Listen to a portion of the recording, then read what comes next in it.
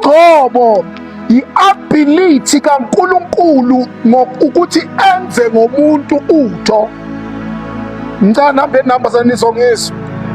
Ugcobo ubuNkulunkulu obukwazi ukuphilisa abantu, obukwazi ukuvula izinto ezivalekile. So uma kuthiwa umuntu ugcotshiwe, kusuka kuthiwa unobuNkulunkulu, une-anointing, the ability ukwenza njengoNkulunkulu. That's why you will find a man of God abeka isandla emntwini aphile.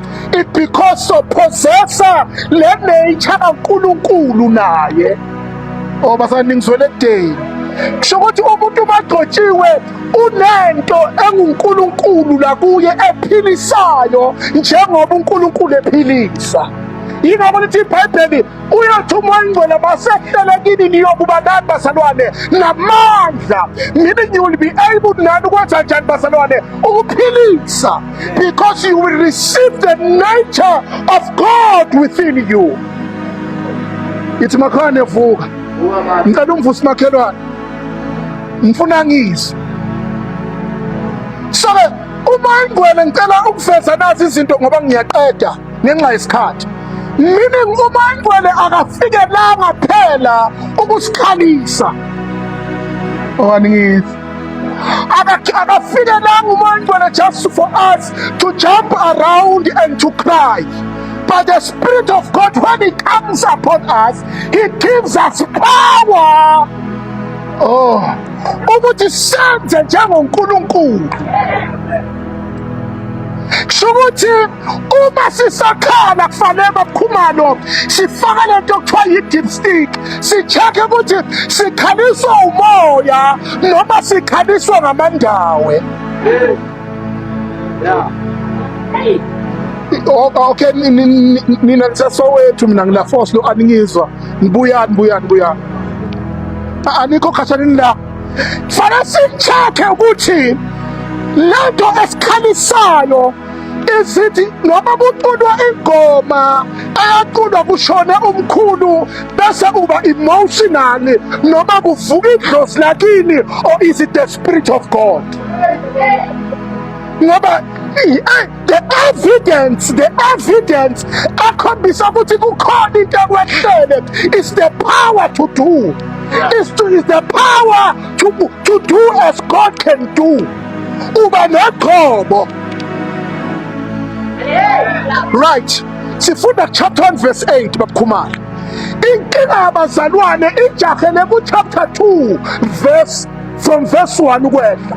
Ijaha ukuthi uMangwele wehlela kithi sihlangene sonke sakhuluma ngezilwimi.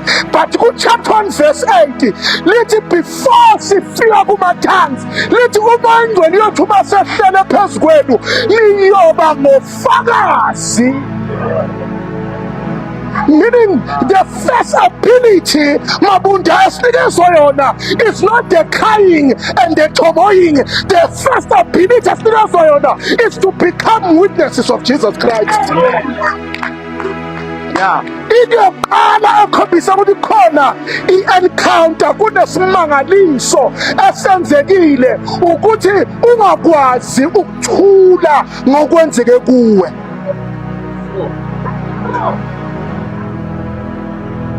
The Samaritan woman idibana noJesu in the well. Uma dibana in the well, uyamprofetha ukuthi lale ndoda onayo kuyona yakho. Noma uma ezindaba ey'ngaka wabamba ikhanda. Akhona amaswati la. Ngisho amaswati mbamba, mina ngisho amaswati la wemkokotela. Ungathi wabamba inhloko wathi inyanza leyo. Inyanza leyo. Wakhala ukuthi ha, lo muntu ungitshela iy'ndaba zami, ungitshele konke Mabunda, azange ahlala naleyo ndaba. Wathi aqeda ukutshelwa wabagijima wathi hayibo ungitshele konke. Wozani khona ungitshele konke. Akusho ukuthi ukuhlangana komuntu noJesu akupheleli kurarararara. Uhamba sengathi ungatshela wonke umuntu ukuthi khona into eyenzakele kimi. If you can't tell about your encounter, it means you are just a follower of a certain church. Uza GNF because GNF. You are not here because you had an encounter. Oh, aniyizwa bazalwane. Ngoba ngenzeka uza ngoba hayi GNF ivele TV nama ngilandele. But ayikho i-personal encounter between you and the power of God. Ayikho into ongayitsho uthi khona into engithintile. Shukuthi usengafika nakule nto ethi izwi lahlaba inhliziyo yami langibonisa ukwaduka kwami. Ithi makhona evuka bo. Ngizoyishomba kanje ngiyaqeda bazalwane. The crying and the falling is not wrong, but iqala lana wena mntungwa ukuthi umuntu umadibana noJesu, into yokuqala you become ufakazi kaJesu.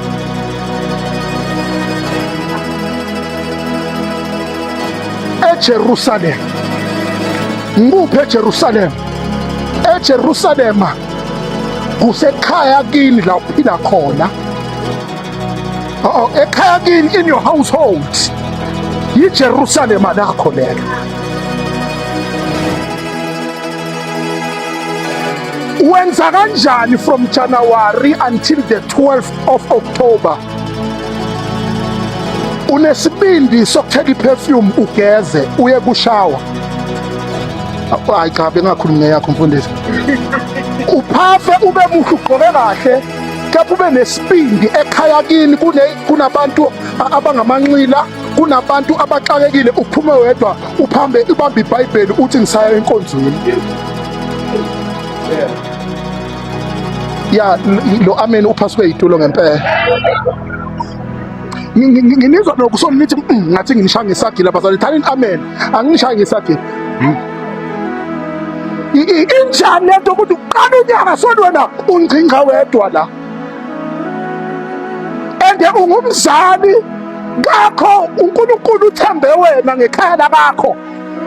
Uba nesibindi uphume wedwa ubashiye babuka iTV, bantu abakha amathala abhadale wena khona. Abadla ukudla okuthengwe nguwe.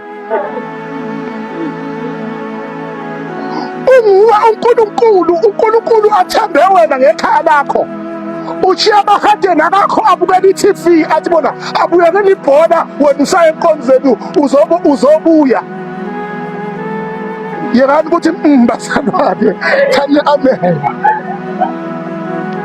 uNkulunkulu uthembe wena ngale khaya. Uma thembe wena uvala umnyango wakakho wonke umuntu akayesontweni. Hayi kubayasindiswa ngenkani, kepha bayokuzwa uNkulunkulu eliyobashintsha. Thina savala iminyango khumalo sayisesontweni ngenkani. Yingakho sagcina sibafundisa kanaphleni yalento. Because iJerusalema yikhaya la uzalelwe khona. Angeke ube nababhuti wakho abadakwayo uqalunya kuziyophela wena ungakwazi ukuthi once or twice a year and go with them at church, coming alone.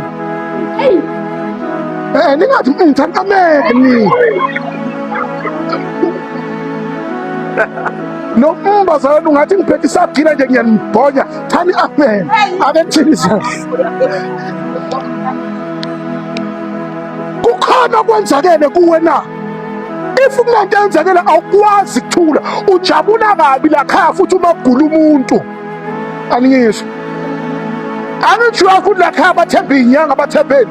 Uma sone encounter ujabula kabi uma kunomuntu ogulayo. Ngoba uyazi ukuthi usuzothatha iadvantage yokuthi buya nawe nakubekisa. Yawuphile. Khona kuzobonakala ini amandla. Khona uma uthi lo muntu let us go to church, lo muntu uzoya ngoba lento soyi-experiencile through you.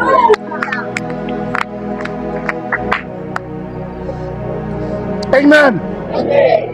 noma ngabe ubhuti wakho uthanda utshwala ubuye Saturday ebusuku adakiwe abeke la, ngitshela ukuthi ngizokulinda my brother, ngamane sifike late esontweni sizondlula ngakhona, ngizokuthengela i2 ye-black as long azokuza. Wena ungena ukuthi ungena nasontweni unuka utshwala, uyafuneka yena ngoba iy'ndlebe zakhe ayikadakwanga zinabhabhanazi zizokuzwa. Aningizwanga bazalwane? Ungathi hayi wena uzongihlazisa, uyofuna ukubikelela abafundisi sengathi uTips myekele anjalo. Thina sizomkhawula Tips, sizoshumayela aseplugini uzophenduka, because the house of God yindawo kadokotela kuya wonke umuntu ogulayo. Thina kufanele sikwazi ukubaletha la, ukuthi inkinga ku-Facebook my content engeke ngikwazi kuyikhuluma, kepha nje ngizoyikhuluma nje, ngizongizwa nani, ngiyangizwa nani. Labantu kumele ngizunguleni, yabona bazala, labantu kumele ngizunguleni, yabona, niyababona abantu labo, labantu kumele ngizunguleni. Mabona ngithi mina labantu kumele ngizunguleni, ngiyakubona ngisho.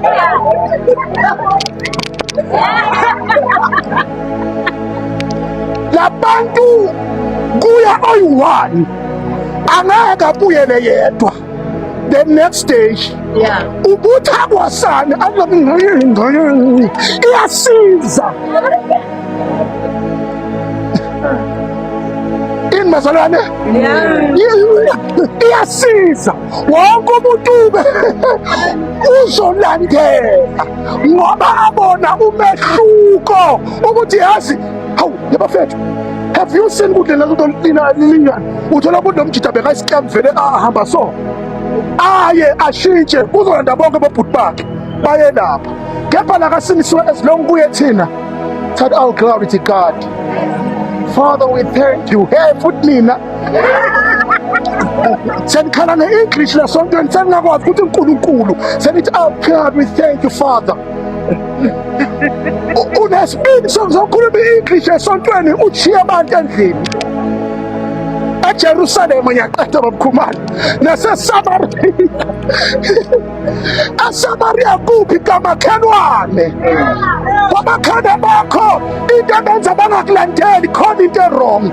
Lela vesi intela ungasalifundi lapha sekushiwo ngubani, nguMatthew chapter 8 verse 1. Yebo, yathi thina lo verse ngoba selikhonekthana lithi nina niwini niwusawoti wezwe. Usawoti Mabunda Mtungwa ukhesheza noluncane okwazi ukulifaka embizeni enkulu, kepha usawoti lube namandla lukwazi influence the whole pot. So that once the Spirit of God comes upon you, you become the salt of the world. You are able to influence everybody oseduze kwakho. Ubungaba influence Mabunda, shukuthi you are not a salt, you are a pepper. Now you are pepper, now you what? Now you are pepper. When you are baba, ngoba lento yenza ukuthi bomakhelwane bangakulandeli sibari, yile nto eyenza ukuthi awusimnandi la. Uyababa bezwa inhlamba, ukholwa ngathi sikhathi usigqokile igayile emnandi eseGeneva, ugqoke uyathuka nena ekuseni nina. Hawu labo makhelwane balandela njani wena usathuka iy'ngane zakho uyibiza ngey'dakwa? Ubiza intombazane yakho uthi mhewe, uyibiza njani? Yebo iyazala, kepha-ke uyibiza njani? Ngoba thina asingabantu abakhuluma lento esiyibonayo, uthi athi sithi thina uyiweshipa, uthi adakwa sithi this is a prophet. That's who we are, because singabadali, siyadala ngolwimi lwethu.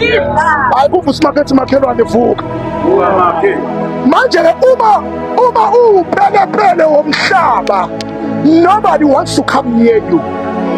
Amakhelwane umbakhombe enkonzweni abayi, because wena basengakabona ngakuwe kokuqala ukuthi kune character change eyenzekile na. How can you influence abantu usaphila usakhuluma ngale ndlela bokhuluma ngayo?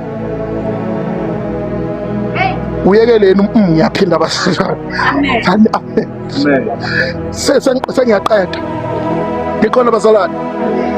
So lokubaba kwakho kwenza ukuthi unganambithiseki, ngoba usane character yokuthi ngiyakholwa kodwa ngizwani nama.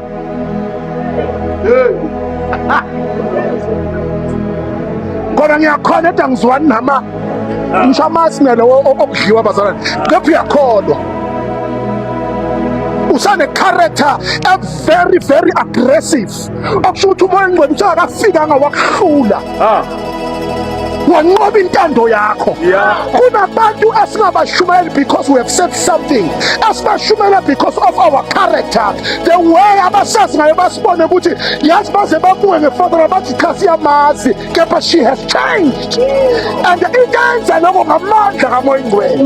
Ngiyayizwa yena kakha ra, but ngisakhuluma le ukuthi before the ri banamakhanda amakhulu abasinda, the Holy Spirit fana senze sibe ngofakazi, sifakaza ngenkulumo yethu, sifakaze nangenkambo yethu.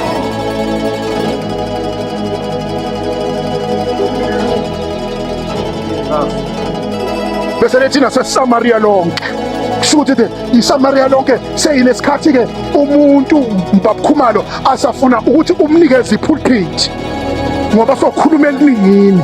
But you can't be here usahlule eJerusalem lakho. You can't be here usahlule komakhane bakho. You can't be quiet all over and be vocal here.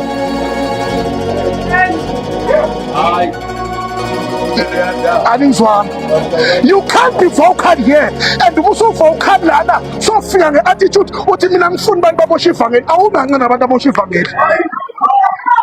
Mina ngi-street, mina bazalwane, mina ngi-straight talker. Uyi-straight talker njani ebantwini ongabazi ukuthi bangene njani la mnyango? Uyi-straight talker njani ebantwini abasahlulwa umjolo ngoba wena udibane naye lapha abambane ebuhlungu nendoda sofuna ukuzorectify la pulpit? Ongazi nomuntu loya ungene njani la, ngoba ukusindiswa it's a process. Khona osheshayeke, omunye usizwa ngumoya ngcwele ngokuhamba kwesikhathi.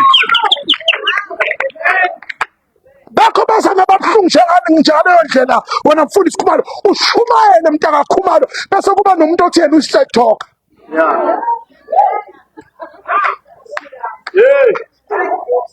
Bubamba ubu-straight talker bakho, bubamba u-straight talker. Sonke siyagula la. Kuhlane yethu ayifani la. Khona basahleba la.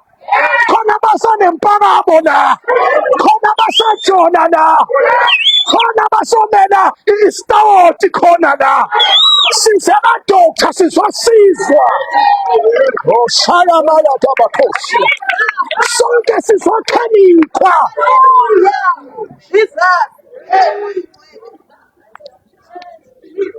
Mina ngizokhuluma into engapheli, asimeni ngenyawo.